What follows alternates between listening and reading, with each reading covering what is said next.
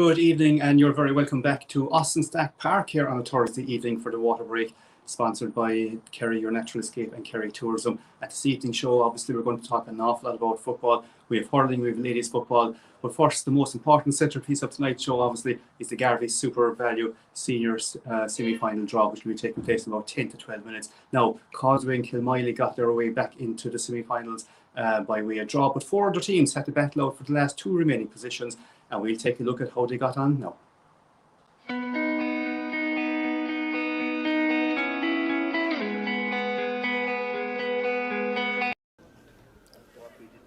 Lixnaw booked their place in tonight's semi-final draw following an emphatic double scores win over Abbeydorney.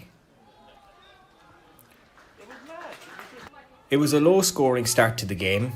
David Egan and Shane Conway exchanged early points, while Abbeydorney did have plenty chances but failed to hit the target.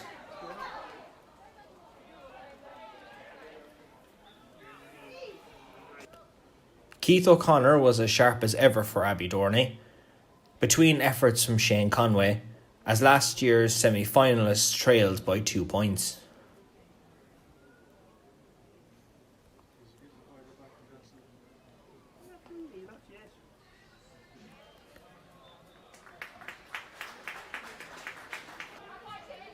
Lixnaw kept pressing, and this Mikey Kelleher score put them 9-5 ahead at half-time.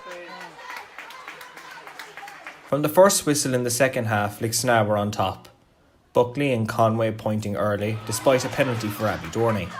Martin Stackpool did brilliantly to keep out Keith O'Connor, diving well to save. O'Connor added a further score minutes after the side's first of the half, but it was still one-way traffic in favour of Lixnaw, Conor O'Keefe and Mike Conway extending the lead. Lixnaw hit a purple patch in the midway point of the half, Jack Brosnan on hand to finish to the back of the net after a well-worked set-up for the goal. Lixnaw kept their scoring performance going as James Flaherty waved the white flag before Shane McElligott displayed great skill, finishing a fantastic goal chance to the back of the net. Jack Sheehan netted for Abbeydorney, but Lixnaw finished strongly.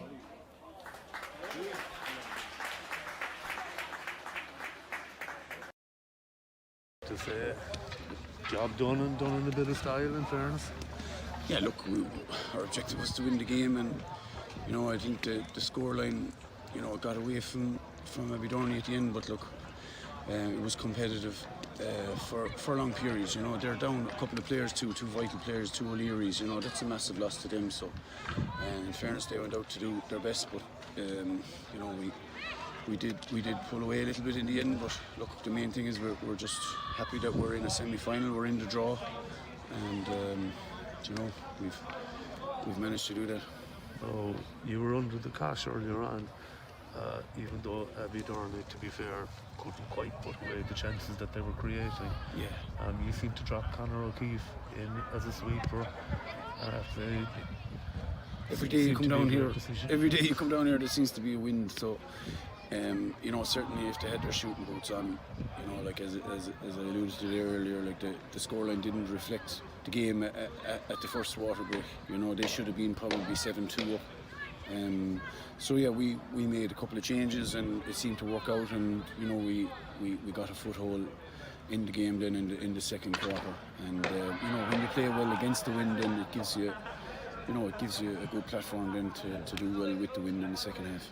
I know you certainly had some outstanding performances. You had great performances off the bench as well. Yeah, good sign for any team. Yeah, any team that's doing well, I'm sure Cork and Limerick will be looking for that to win a game on Sunday. So tomorrow, I suspect the benches will be needed. Yeah, the benches. That's the way hurling has gone.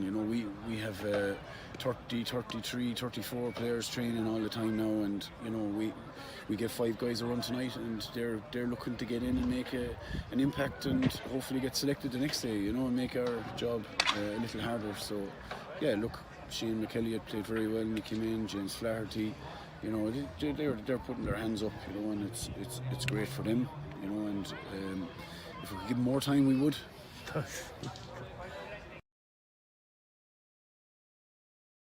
Right. Hi right, Tomas.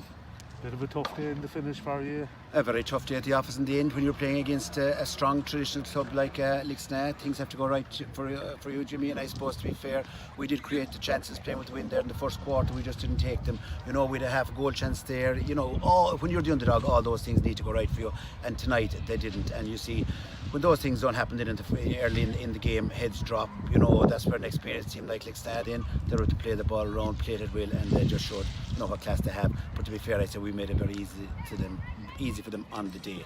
I suppose our lads have tried hard during the year. We put in a good old shift as regards training. They've been working away at it. This is kind of our second year at it. And I suppose, look, there's years that you do things, you have the look, you have a little bit of luck, but I mean, you know, Michael Leary was man of the match when we played these last year. Michael was missing today. O'Sheen Mansell, an outstanding hurler, wasn't able to carry the captain of the Kerry under 2020 minor team, wasn't able to participate because of an injury he picked up with the football. Niall O'Mahony, who did a great job in Shane Conway last year, he was out for the last 3 months, a county player again, but just suffered with injuries. And then you had Brendan Leary, a county player, who broke his collarbone against Meath. So like when you add up all, I might be forgetting other guys, like other guys who may have been injured as well. But I mean, when you take those big guys out of a club, it sucks the energy, and you're expecting a lot more from other players. And I suppose coming from a place like Abbeydoney, we probably just don't have the extended panel or the numbers of that standard required to be competitive against Lixna. We'd be bitterly disappointed, but you have to take the chin, Jimmy, and we're back to the bottom of the mountain again and looking up, and it's up to the boys to put the effort in and start climbing again. While that's true, you'd have to say, in terms of your progress and development with young players coming in, that mountaintop is getting a little bit closer with every year that passes. I suppose what you'd be saying, you're hoping that you can come right down to the bottom of the mountain as such. Like, you know, that we have a good cohort of players there, and you know, good cohort of players, and for any club, you know, you're going to suffer disappointments like this. And the case of the heart of the club, the will of the club, and the character of the club will be tested in how we come out of this. Like, you know, and we'll face it out to whatever competition is North Kerry, and we'll keep plugging away, and whatever next year brings. I suppose the thing you'll be looking for, Jimmy, like going forward, is that, you know, to get all your players back in the field, and if they're all at fairly 90% fitness or whatever, you know, you have a realistic chance of competing. But again, coming from where we are, from a low ebb, the underdogs and all that, you know, you have to put in a big effort, and you hope that things will go right for you in any championship day. So that's the way it is at the moment. We'll have to suck it up and learn from it and drive on again.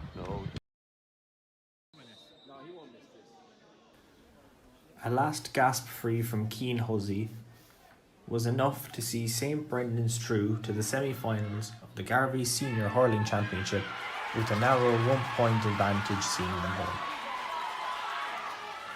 St Brendan's led for most of the tie, Crotta only managing to lead at the start and end of the game, with Shane Nolan and Killian Trant both putting in phenomenal performances, but Huzzy, who bagged 113, was the star performer.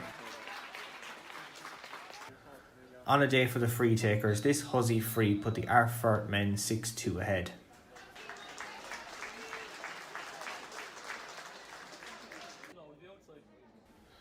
But Crotta battled back thanks to Nolan's dead ball accuracy, slotting over 3-pointed frees to cut the gap to the minimum.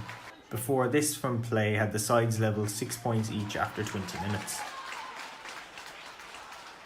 Huzzy helped to put Brendan's back into a 3-point lead, with 2 frees and 1 from play, before Killian Trant broke Crotta's scoring deadlock 10-8 in Brendan's favour at the break.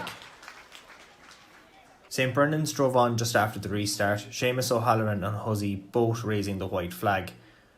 Crotta kept in touch, but Huzzy's 41st minute goal opened up a 6-point gap.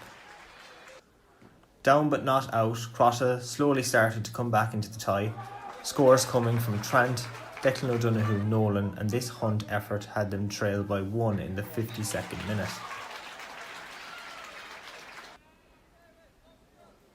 Huzzy was on hand again to add a score for his side, before Hunt cancelled it out with a fine score. Shane Nolan added 2 fine frees nearing the end of the half to put Crotta into a 1-point lead.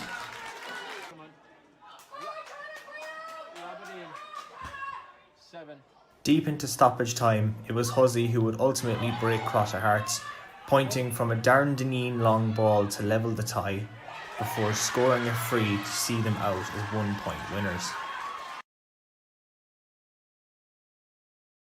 Tough one to take, I imagine.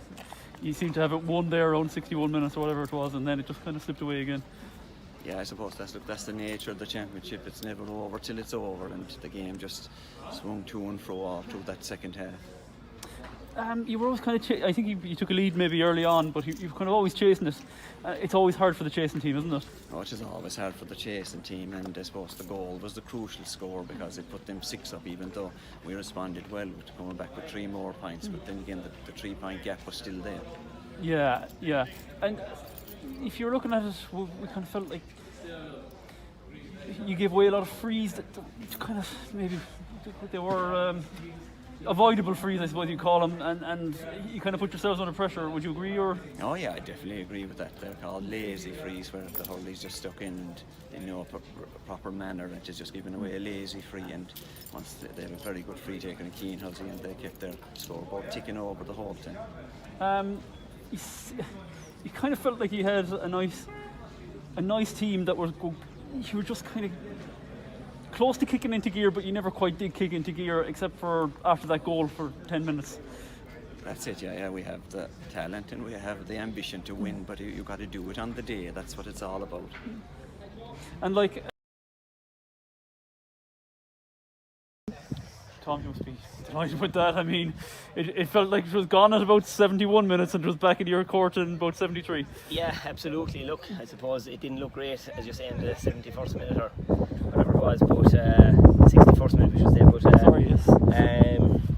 Look, in fairness, the couple of changes we made, I think, made a big difference. It just freshened it up in the half-forward line, and we won those couple of frees, and thankfully we equalised and put it over the bar to win it, you know.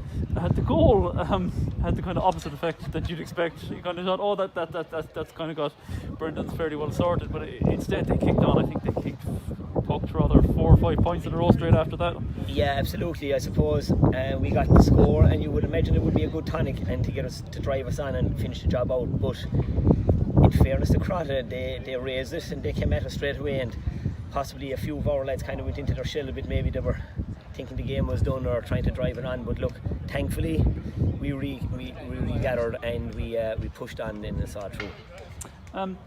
Crotta, you were very efficient in what you did.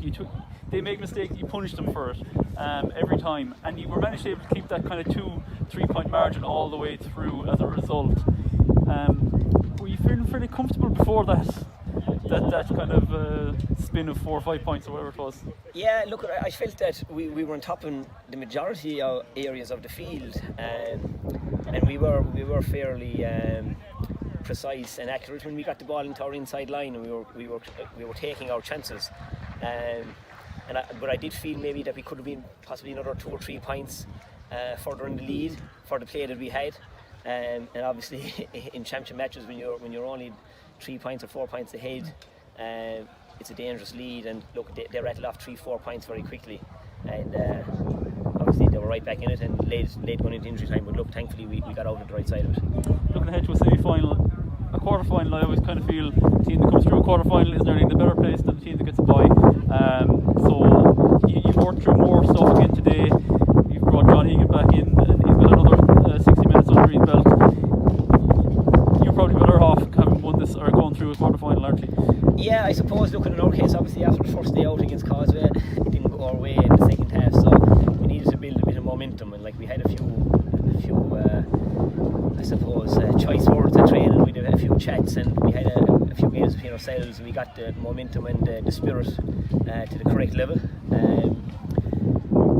Playing the 2 games obviously has helped us now. We have the momentum. I know we have a 2-week break, so look, we're not going to fear anyone. We're in it now, so when you're in it you have a chance.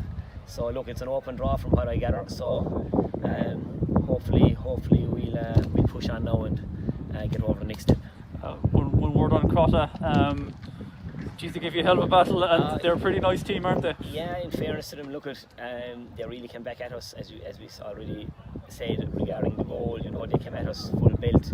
They worked some very good scores. They worked some good frees, and look at when you have a player of the calibre of Shane Nolan, he's going to punish you from anywhere on the pitch. So, and that's what he did. But look, they're a good team, and look, I suppose they'll have another cut of it next year. They're young, they're possibly a bit of our experience did help in the last 4 or 5 minutes just to get us over the line.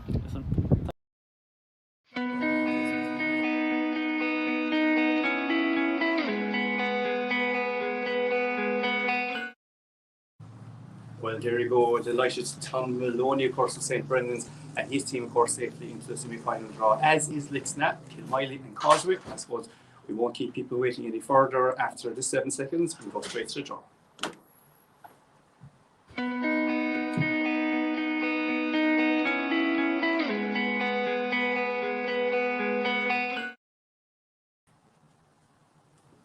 Now you're very welcome back here to Austin Stack Park, of course, and it is the Garveys Supervalu Senior Hurling Championship semi-final draw. Joining us this evening, we're delighted to have Tim Murphy, of course, Kerry chairman of Kerry J, and we have Paul O'Connor back to us. Paul, of course, is of Garveys Supervalu, and he drew all the lucky ones out last time, and hopefully he'll draw them out again tonight. And you're very welcome, both gentlemen, back. Paul, of course, maybe the sponsors. We're getting to the semi-final. It's getting exciting. A lot of people around North Kerry now talking hurling. They are, yeah, and like I'm based in the Stone myself, and the customers are in now, and I was getting a bit of slag in the last few days to make sure I pulled this out or that out. But look, what'll happen? It'll happen now. They made the best team win. Well, they'll be straight in the door too, regardless of what four you pull out this evening anyway, and the very best of luck with it. Tim Murphy, of course, back again. I suppose an awful lot of talk about the round ball, but obviously the small ball is gathering pace here. We're at the semi-final levels already. It must be great as a chairman to know that you have one competition early done and dusted, and the most exciting part of it to come. Absolutely, and some great games so far done. Absolutely, and look, we're here tonight for the semi-final draw. So I think we're only a week and a half, 2 weeks away from that. So we're absolutely looking forward to it, and just again to acknowledge Garveys' sponsorship. In fairness, they've been huge sponsors of Kerry over the years in both the hurling and football championships, and continue to be. So we need to acknowledge that as well. Okay, fair play. Two boys will get ready now. The draw is quite simple. We have 4 teams in the draw, and it's basically 1 will play 2 and 3 will play 4, and they're your semi-finals. So, Paul, you're the man with the Midas touch. We might let you go first, maybe. Perfect. So, first team out. And the first team out is Kilmiley. So now it's an open draw, so they can meet any one of the other 3 teams. And the team is going to consign the pace. Lixnapp and Kilmiley. So they played previously already in the league rounds. So obviously we have our other 2 teams coming out, but we have just first Causeway. Last year's beaten finalists, of course, and won the year before. Going very well. Playing obviously St. Brendan's, another rematch. So quite exciting, 2 rematches, and we'll be getting the thoughts there, Darren Carney, shortly. Tim, before we let you go, I suppose it's a very busy weekend, obviously. I mean, every Kerry fan that's looking up to get a ticket is heading one direction. A lot of people obviously don't have tickets as well. Obviously, they want to watch it elsewhere. But it's a hugely exciting prospect that the game is going ahead. A lot of talk about it being stopped and started, the whole lot. And I think Kerry getting a lot of good praise for playing their part in that as well, Tim. Yeah, I think so, Donald. I think like from the outset, Kerry's position was absolutely wanted to play the All-Ireland semi-final. So it was circumstances completely beyond our control, but we tried to facilitate everyone really, ourselves, the National Association obviously, and Tyrone as well, and we reached an accommodation, I think. So we're very much looking forward to done. We have a full bill of health, thankfully. Kerry have an awful lot of work put in since the start of the year really, and we're looking at a game next Saturday night. I think there's a good Kerry following travelling. We have certainty in the date, and it's exciting, Donald. It's great to be in a position, 3 days out from an All-Ireland semi-final, or 2 days out now as it is. So we wish Peter and the team all the best, and all the supporters as well, just safe travels to and from the game. Yeah, absolutely, very good words actually, and it is very important, of course, with the amount of road traffic accidents that people do continue on safe driving the whole lot and get up, support the team and come home safe as well, and hopefully we might have another day out after that. But who will have a day out certainly are the 4 teams. Causeway are going to play St. Brendan's again. Kilmiley are facing Lixnapp second time around. Can those teams turn their previous results around? Well, we'll be talking to Dermot Carney after this about it. Thank you very much, gentlemen, and the very best of luck to you.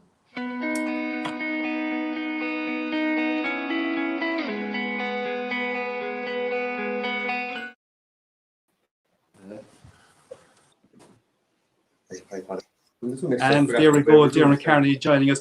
Dermot, we spoke about it last week, that there was a possibility that teams could be seeing each other. Both teams seeing each other. Do you think the teams that lost in the previous round are going to learn, or certainly have a little bit to learn on the two teams that beat them? I definitely say so, Donald. You know, before obviously you would have listened to my interview with Tom after the game at the weekend, and you know they knew they played horribly against Causeway. They knew it's the start of the championship, and you know they did have a few choice words and whatever went on during the training. So they definitely know, look, we made mistakes and how to counter it. And obviously, when you look at the Lixna camp as well, they made mistakes as well when it came to the Kilmoyley game. That second half was an absolute whitewash, and they had a fantastic win over Abbeydorney. So, you know, you do have to learn from your mistakes. We're at the stage of the championship now where you make one mistake and you're out. It's semi-finals now. It's for the big boys to win it. And are we going to have a repeat next year's final? You know, a lot of people didn't tip St. Brendan's to get out of the group, not to mind make the semi-final stage. I know they're up against the Causeway team who knocked them out, who, you know, knocked them down at the start of the championship after the first game. You were, you know, when you looked at the first game, you would have thought, that's probably that. No, I don't think they're going to be Ballyduff and whatever. And they came around and they managed to get the win. And Joe Lixna had their own. Yeah, talking about St. Brendan, I suppose, I mean, Keane Hussey is a massive player for them. He really, you know, 13, 14 point a game leader at the moment for them. And I suppose as much as anything, he's pulled them through. The night that they played Causeway previously, they managed to shut him down. Obviously, getting him on a bit more ball and getting maybe a more freeze one as well from attacking, that might be crucial to them beating Causeway. Yeah, you know, at the weekend, Crossa put Tomas O'Connor on him to try and keep him at bay, but at the same time, Keane Hussey came out with 113.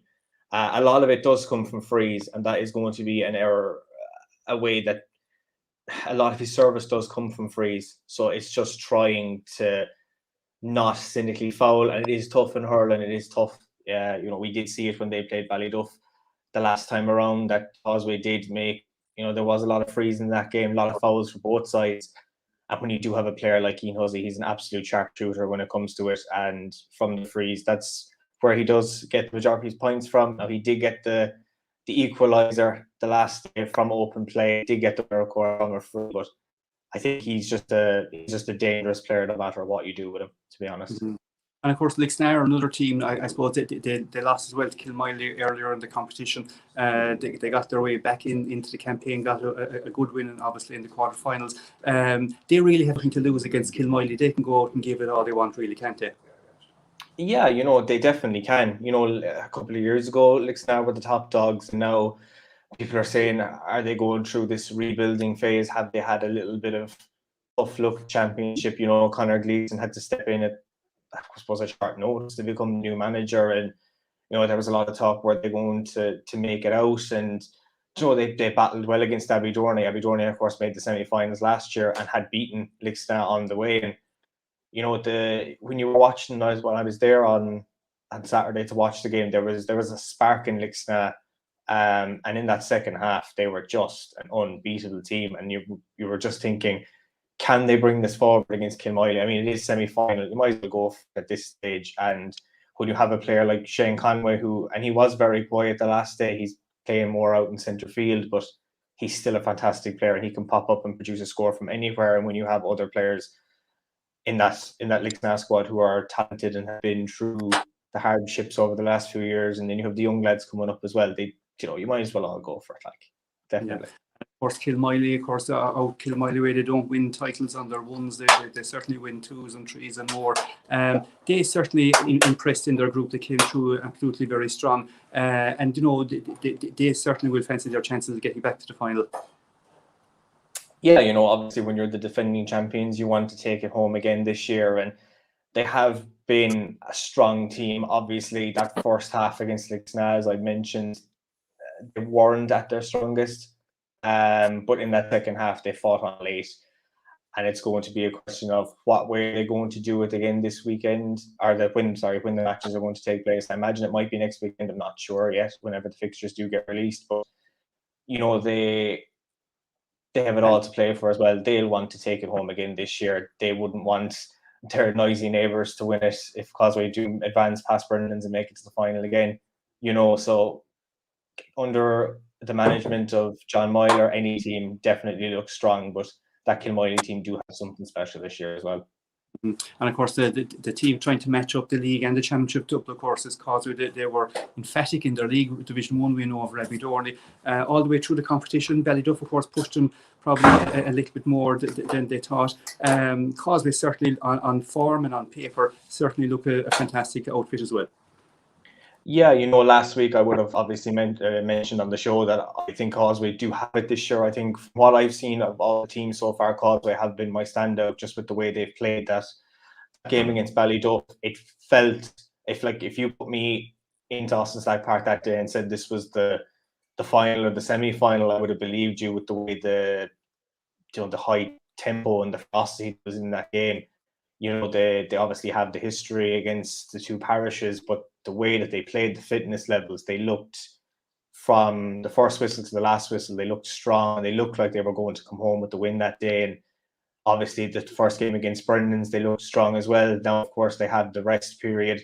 Is the rest period going to help them and Kilmoyle advance to a final, or is it going to be tough when you're coming up against a team who just played and have that match fitness already? You know, I'm going to play challenge matches and stuff between now and then. It is going to be interesting because we do have the service to challenge again this year. Last year's results has definitely haunted them with how poorly they played in that final. So definitely there's room for improvement in that squad this year. So two great semi-finals ahead. Can the results be reversed? Of course, earlier in the year, two other teams that played each other were Kerry and Tyrone in the league. They're meeting, of course, on next Saturday in the All-Ireland football semi-final. And leading us into the break, of course, we're going to take a look back and look at Kerry versus Tyrone in the build-up for an awful lot of football after the break. And we're going to look at the Division 1 clash between Kerry and Tyrone, of course, in Killarney earlier in the year. Thank you, Dermot.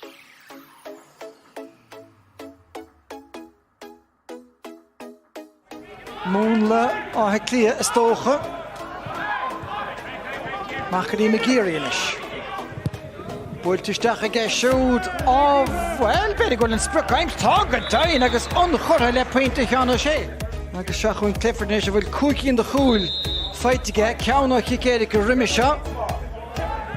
Agus an taction dianta chuig mágan an taobh ceart. Bhíonn a caidú a hógan de brú díobhar á chuir Kerry ar Niall Morgan leis na kicking amach. Ceanna le mehan a régan agus tá ceansan mehan líon na grad fáil. Drá bhatún ceart Gavin White. Chéad a faointe chun déidig agus for a bhór na himara I ggé Kerry gé níos dechansa gé ar a Clifford a dhéanam go díonar fad chu fad le seán á sé an captain inis agus an Bob Búilte a ggóil báid dar báin hen agus berra a mó ar leir vadas de cosantóí tsúracha lasmo antá agus a réis an pass leistig seansa ggé seán á sé nada heb a hálinn an son Paul Keane agus McCarran at feh leis Dianta go deas agus de dehardacha Clifford agus the land Keane leis an son níor lenach leis má tá botún again Niall Morgan Aspa Rowana Hart Gaffa Shearach Stephen O'Brien a Curbrú an son Ronan McNamee agus díl éon chrot níl éon bhúnla le feiscin de rimmer tíróin nach tá hart chun é sin a chun na cheart a Kerry cúig sé tíróin náid a seacht Mike Breen chomach an isteach an sa spástianta go díal igen McGeary agus se chun Peter Hart a feh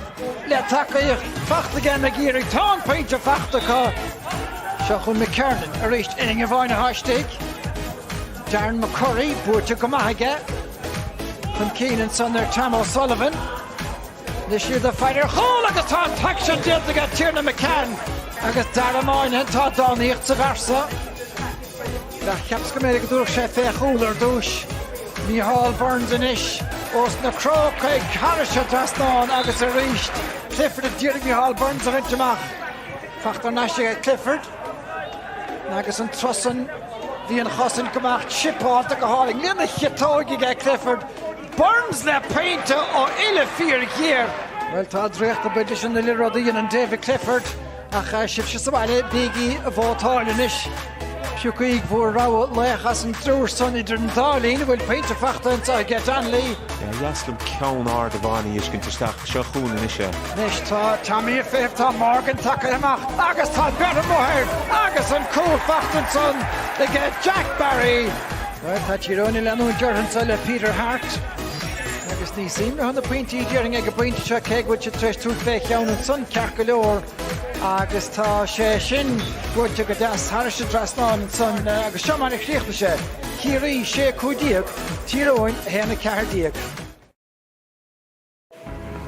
We're here in Killarney today to launch Win a House. You can win a house through the Kerry GAA with a simple raffle. We want to sell tickets valued at €100, and I suppose the key thing here is we're all after going through a very, very long year, a tough year through COVID, and we need to fundraise, and teams and local clubs and counties are fundraising in their own general way. And here in Kerry, we are in beautiful Killarney looking out over the lakes, and we're raffling a house down in the middle of Killarney, one of the nicest areas in the whole country, not even in the whole country, but all of Europe. The great thing about Kerry is that not only have we beautiful scenery, we've had great footballers, and I've had great days in the Kerry jersey. And we're all here today to try to help and try to support our young fellas, not only the Kerry senior football teams, not only the inter-county teams, but the young lads that are coming up playing with their clubs at the moment. We want to put in proper facilities for them and ensure that their future is looked after. To do this, we have to become a little bit more imaginative, and we have a house for a draw. Kerry people are all over the world. We're in London, New York, all over Asia, Australia, everywhere. Anybody can take part, and we'll be looking for everybody to contribute in some small way. It's only €100. It's going to go a long way to helping Kerry to stay up with the pace of the modern GA world, and I hope you all do get involved.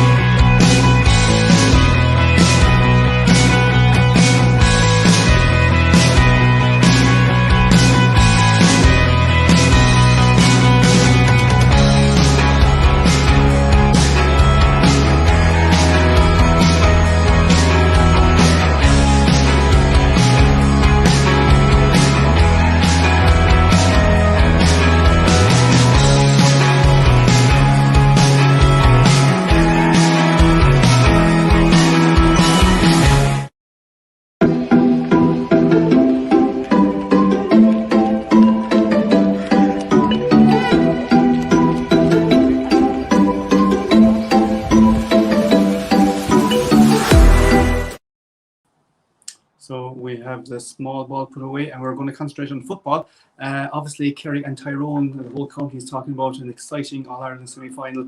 Was it going to go ahead? Was it going to be pushed back? Well, we're delighted it is going to go ahead.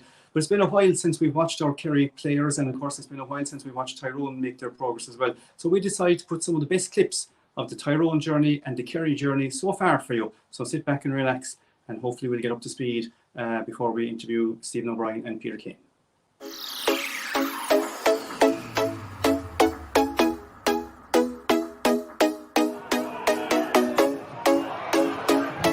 Time this evening, Claire giving the ball straight to a Kerry man. It's led to a goal opportunity for Sean O'Shea. And again, every little error made by Claire. Kerry have been ruthless in exposing. Kerry moving slickly out of defence, and now they're on the front foot. Gavin White, referee is playing an advantage. White still going, taking full advantage of it. Knocks it off. Here's Clifford. And the man with the golden boot.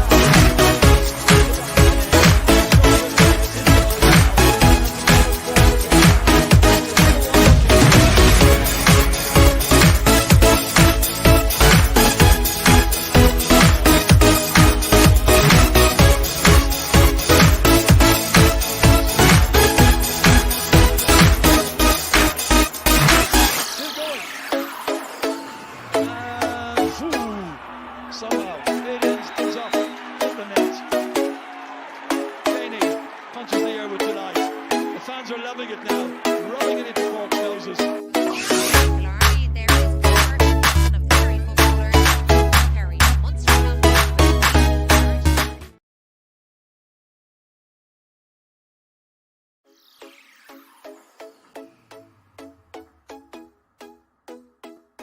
Peter Hart, a prolific scorer from that sort of range, lays it off to McCurry again. Pick up as well. Regardless of that, Tyrone have the ball. Kilpatrick, no matter what they do on McCurry, they can't stop him winning his own ball. Niall Sludden. Clever decoy run made by Peter Hart. That allowed Sludden to move into the space. Peter Hart onto his left foot. Clean and true. Half-time lead here in Healy Park in Omagh, where it is Cavan trailing. Tyrone 11 points, Cavan 7. The ball with speed and purpose, and look how McKiernan has been burned there by Brian Kennedy.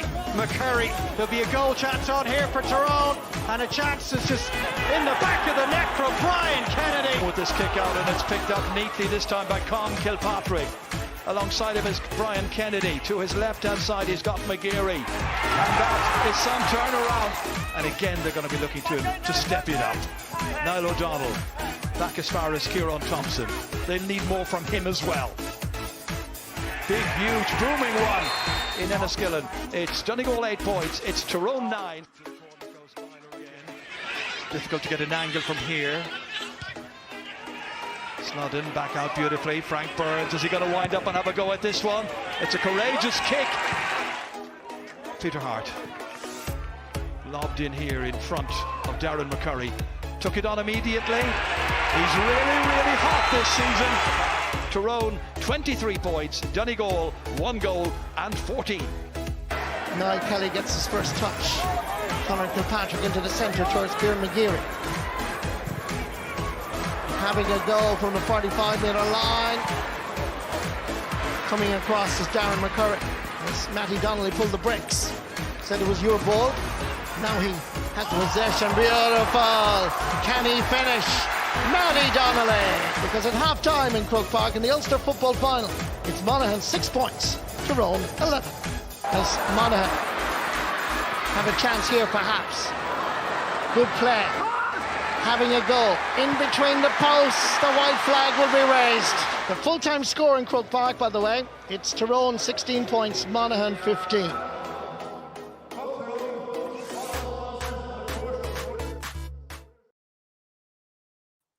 So there you go. That's how Tyrone got to the semi-final, and that's how Kerry got to the semi-final. And we're really, really excited here in the Kingdom, and absolutely delighted as well that there is a semi-final, and we wish Tyrone the very best of luck in that as well. It is very important for the game itself that it does go ahead, and I think the couple of weeks that we're given as well, very, very important. I think great sportsmanship on both sides. Now, another man who was very pivotal in Kerry Tyrone clashes is Kinmare Stephen O'Brien, and we caught up with him a couple of weeks ago now at this stage, and he gave his reaction to facing Tyrone. But first we asked him, was this Kerry team sufficiently tested in the games ahead before they met Tyrone? Yeah, I suppose I think Dave Moran mentioned after the Munster final, you know, he was talking about the spirit in the group, and he wasn't sure if he had been ever part of such a team with such spirit, I suppose, such ethos, you know, and I'd be definitely along the same lines, you know. I think we're in a very, very good place, you know. Everything's kind of clicking for us really, and you know, and the management have us well prepared, like so. We are probably a benefit as well. This year we had 3 games in Munster. A lot of times maybe if we come out of Munster we were only getting 2 games as well. So definitely we've had 3 good tests from 3 good teams in Munster. So yeah, I think we are well prepared. After that big win over Cork, obviously the hype machine around the country has been simmering away nicely. What's been key to you for blocking out that hype and focusing on yourselves? Yeah, I suppose that's what you try to do really. I suppose try not to pay attention too much to the media, you know, but yeah, look, I suppose we're just like happy with how we're going, and we know we have a very big test now the next day against Tyrone, the Ulster champions. How big of a step up do you think that's going to be? What have you made of Tyrone so far this year? Yeah, it's going to be huge, you know. I suppose Tyrone have had a very, very strong Ulster championship. You know, they've beaten Donegal and Monaghan, 2 Division 1 teams. They've knocked out Cavan as well.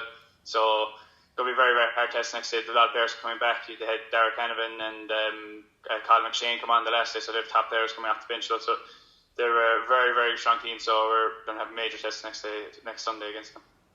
Yeah, Kerry and Tyrone have played out a few classic really in the last couple of years. Where do you see the key areas being on Sunday? It's just the Tyrone and the team that brings serious intensity to all their games. So it's just very important that we're very patient and try not to turn over the ball, because they're a very, very good counter-attacking team. We just have to they also have excellent forwards as well. They're really, really good ball players. So we have to be well tuned in at the back as well and get plenty of pressure on them out the field to give our backs a chance against their top level forwards. Absolutely, Cork came out at us very, very strongly, and they took some great scores in the first half, and they had some key turnovers as well. But I suppose definitely we don't want to be trying to have to recover from those positions every day. And Tyrone, excellent team to hold the lead, so we don't want that to happen definitely next time. Are you mindful of the expectation that exists in the county that we're starved of an All-Ireland victory since 2014?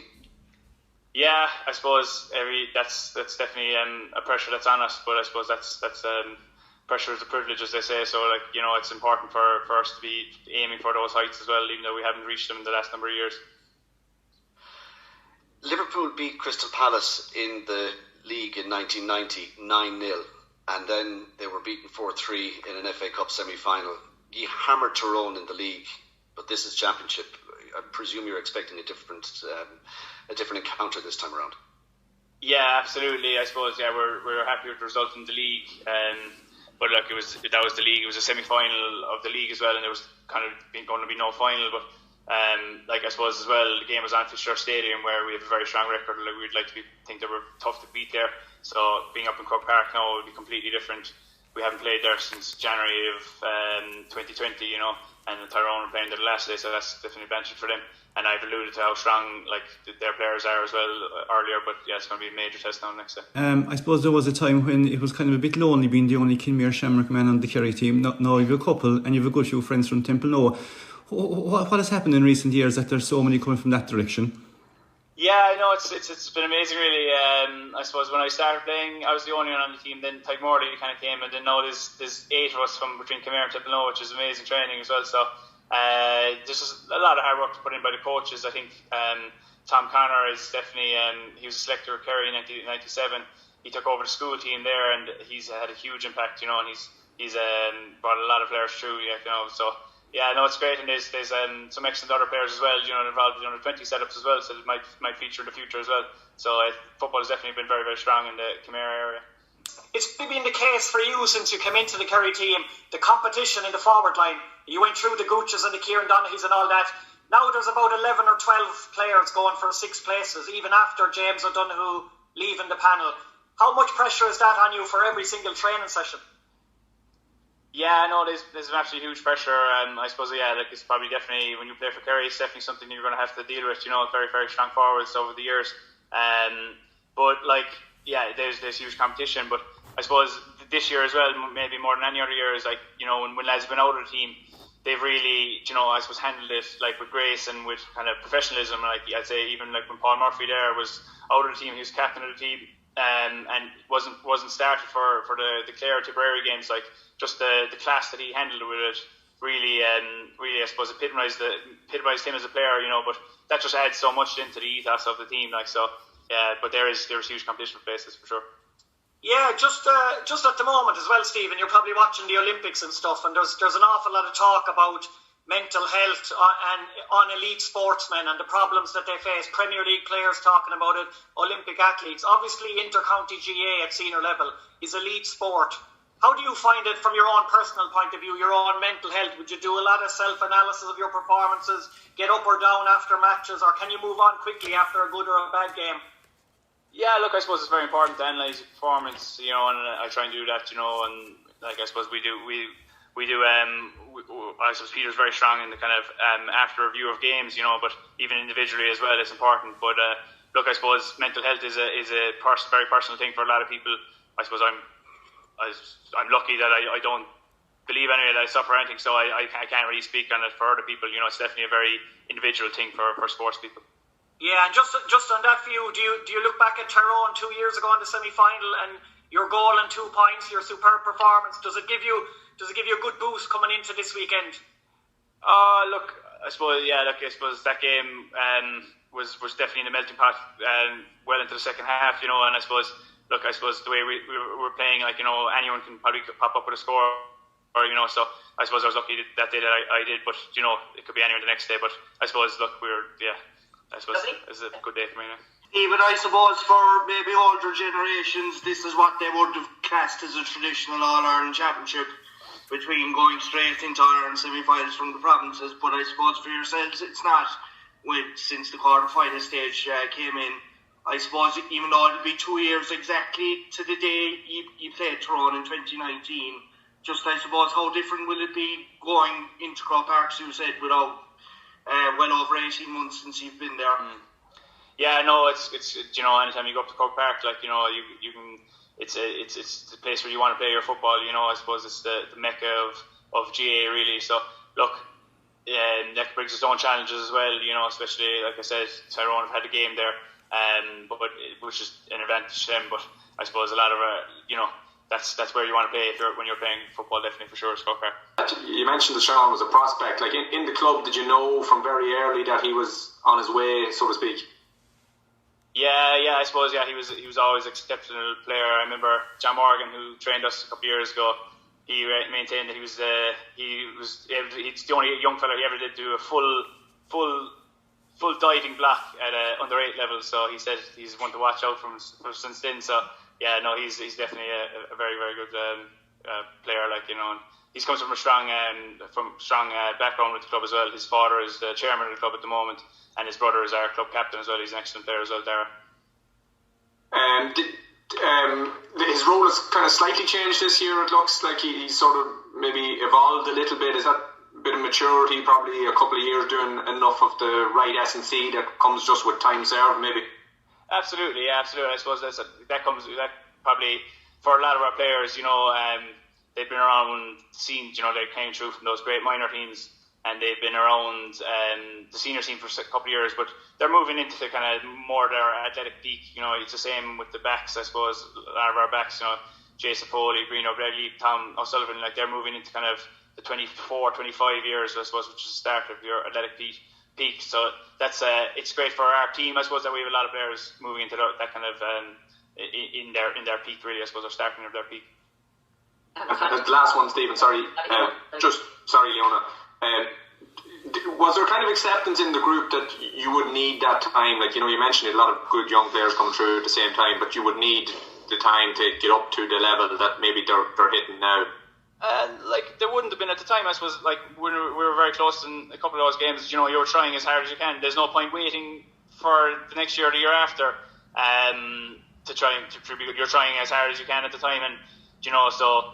I suppose it wasn't the thing that we were waiting for the lads to develop, but I suppose that's just something that happened naturally for them. Of course, was Stephen O'Brien talking to us there a couple of weeks ago, which sounds like an awful long time. Now, another man who spoke to us a few weeks ago was Peter Keane, the Kerry senior football manager, and he gave his thoughts on the impending semi-final, which he thought at that stage was a couple of days away, so some of the audio might be dated, but I'm sure you'll understand. Peter Keane. What have you made of the new Tyrone management team under Fergal Lowe and Brian Deere? What are their biggest threats, and how do you think this compares to the Mickey Hart coach teams you would have come up against in the past? I think what Tyrone have very, very good players. If you look at them, and you take the age profile of their team, Anne-Marie, they have a great mixture in there. A lot of guys 26, 27, 28 years of age. Most of them have been involved in 2018 when they got to an All-Ireland final. So they have a lot of experience. You look at some of the players like Matty Donnelly, young fella coming in like Derek Canavan, Ronan McNamee, Hamsey in the full back line. They have a great mix, and obviously the boys are trying to do something a little bit different. And things are good at the moment. We were training last night. Every player we have available is on the field. They were all out there last night. So obviously you have another 2 or 3 sessions to go before game time. So you're always keeping your fingers crossed that nothing will happen. in the meantime. But look, any injuries we've had, they're coming along nicely, and at this stage I think we'll have everybody putting their hand up for a spot on Sunday week. Listening to Pat Spillane at the weekend, he was actually positive in his praise of Tyrone, and he prefaced it by saying that he doesn't normally praise Tyrone. Would you expect to see a different setup from Tyrone when they play Kerry, or do you think this will turn into a shootout, or would there be more defensive, go back to what we would have expected in the past? I can't overly speak as to what they will do. I can speculate maybe that what they may do. I think they have, like I said earlier on, I think they have very experienced players. I think they're more than capable of kicking a big score themselves, and they're also very, very competent behind. The defence is very good by him. So I think you'll get a mix of it. Would I see a big shootout? No, I don't think it'll be a shootout, but it'll be a tight game. 10 times more people will be in Croke Park for this. Is that something that you're looking forward to and the players are looking forward to have that additional volume and fish pairs of eyes looking at you? I think, look, I think it's fantastic. Like I said before, it's all about getting supporters in and family and everybody else in to watch the game. That's what everybody wants. Everybody's talking about it. Everybody's looking forward to it. We're really looking forward to the fact of getting a Kerry contingent up to Croke Park. I think there's a GA slogan out there, nothing beats being there, and I would definitely agree with that. You know, it brings great positivity to a team when you can hear the crowd, and even in Fitzgerald Stadium 2 weeks ago, albeit 2,500, but it really felt alive there. You could hear plenty of screeching and roaring. So look, children getting to games, those children I suppose haven't had the opportunity over the last year and a half to get to games, and they want to see their heroes, and I think that's what wonderful is, and that's what's wonderful about it, getting people into the games, and I suppose that sense of community. Of course, that is Peter Keane, and of course, he's right. Of course, there's going to be an awful lot more people watching him in the semi-final than there was, of course, in the Munster final. Now, we wish the team the very best luck in all those travelling earlier, and echo the words of Tim Murphy, the Kerry GA chairman, who was on with us earlier, saying that everybody to get there safe and get home safe. And of course, that is probably the most important thing as well. Now, last Monday evening, of course, it was a big night in Lays football in the county, with the conclusion of their Donald Curtin Cups. Division 1 to 4. Now, the Donald Curtin Cup Championship basically is a championship for non-county players. So as the county team were out playing their championships, club players got to go ahead with their games. Now, in Division 4, there was a win for Fireys. In Division 3, it was Killarney Legion won. In Division 2, it was a win for Scarty Glen. And in Division 1, it was a rematch, obviously, of the county championship final last year between Southern Gales and Rathmore. Now, Southern Gales led that game 3-8 to 3 points at half time. Rathmore, of course, put in a stormer of an effort in the second half to close the gap to 7 points by the end. And after the game, we caught up with player of the game, Linda Cronin from Southern Gales, and Megan Connell, of course, the Kerry Star as well, just for their thoughts on it. Linda, Fitzgerald Stadium, it's great to be back. Yeah, it's great now to be back in another win on the books. And of course, you held quite significantly. Did you give up counting the amount of points you got tonight? I don't know, to be honest, how much I scored, but look, it's the girls out the field that do all the hard work. They're leaving the ball in, and it's just easy to pop it over the bar at the end of the day. So you've been with a lot of Southern Gales teams over the years. I suppose it's fair to say you're one of the more veterans now at this stage. how does this compare with this group, 2021's class? Yeah, I don't know. They all call me the granny on the team, but look, I'll stick with it for another year, and then we'll see after that. It was a great team performance, of course, up 3-8, 3 points at half time. I suppose you always knew Rathmore were going to come back at you, and they did. How difficult was that second half? Yeah, we always knew Rathmore, they're a great physical team, and we knew in the second half wasn't going to be easy. So we said the first 15 minutes of the second half would tell a lot, and they fairness drove at us, and they never gave up. And they could have got goals as quick as we got the goals, but at the end of the day, we pulled through it. And of course, championships around the corner, you've a couple of Kerry girls to come back to. The team spirit must be very good after a win tonight. Yeah. We still have 3 county players to come back into us, and unfortunately we lost Sheaf for Shea, I suppose, with Cruciate. So, we 4 actually. Sorry, Mirella, yeah, goalie. We 4 to come back, Sheafer's out. So, look, we'll drive on. I suppose we have a very strong paddling, and there's a lot of competition there for players. So, the management, I think, will have a very tough time to pick a team at the end of the day, for championships. So. Okay, fair play, Linda. The very best of luck to you, and you better get back to your crowd because they're waiting to sign autographs. Okay, thanks very much. Megan, what's that like to watch it on the sideline? It's a bit different, I suppose, but it's nice to see them getting plenty of games this summer, and that's down to the county board and Nora and Sean making sure there's a competition for the club girls while we were away with the county. So that's great, sure, and getting to play in Fitzgerald Stadium, what more could you want? Yeah, and of course it is a game for players that are not on the county panel, so I suppose it is a bit different for you to stand on the sideline and watch the players play, and I suppose it's a different way to look at it too, is it? Oh, definitely, yeah. You find yourself getting really into it, but no, myself and Anna were just saying there, we're worried about where we're going to come back into, if we will get back into it. But no, it's great to see them out there, and it's great to get the win, sure. Division 1 county final, that kind of sets you up now and kicks you off for championship in 2 weeks. Yeah, and of course Southern Girls had a lot of stars out there tonight. Of course we were watching your sister, I suppose. I mean, she did bury the first goal. Did you give her any tips? I didn't say anything to her really, I leave her off. I know she's doing very well now, to be fair to her, at number 11, and she'd pick up Ciara Hegarty there. They have a new girl in from Donegal, and I suppose the big talk about her, but I know there was plenty of them out there. Cueva T and Clodagh Quinlan, Grace Dillon in goal, her first year in goal, and she was just phenomenal, so they were fantastic today. And of course championship is just around the corner. Rathmore are not going to go away. I mean, they over the last couple of years they have really built a rivalry against you. Their county players will be back, you'll be back as well with Anna, and I suppose it's all set for a good couple of weeks. Oh, it is, and Chief, the likes of Nuig back up now to senior, and you've Naguil and Beaufort, so it'll be just tough tests all round, and sure, we saw what happened to us last year against Rathmore in the final, so I suppose we've a bit to come back on and make a bit of a change in this year's championship, hopefully. You better go in and enjoy the celebrations with your sister signing all her autographs. Thanks very much. And to both teams, well done to both teams. That was great effort on both sides out in the field, and it sets up for a very interesting championship in a few weeks' time. So thanks to both teams. And now I'm going to hand you over to Sheila to just say a few words and to present the trophy. Okay, thanks. Yeah. Thanks, Rhoda. Well done, congratulations, well done, mighty game. I present this cup on behalf of my late husband, Donald Curtin, so he'd be very proud of me.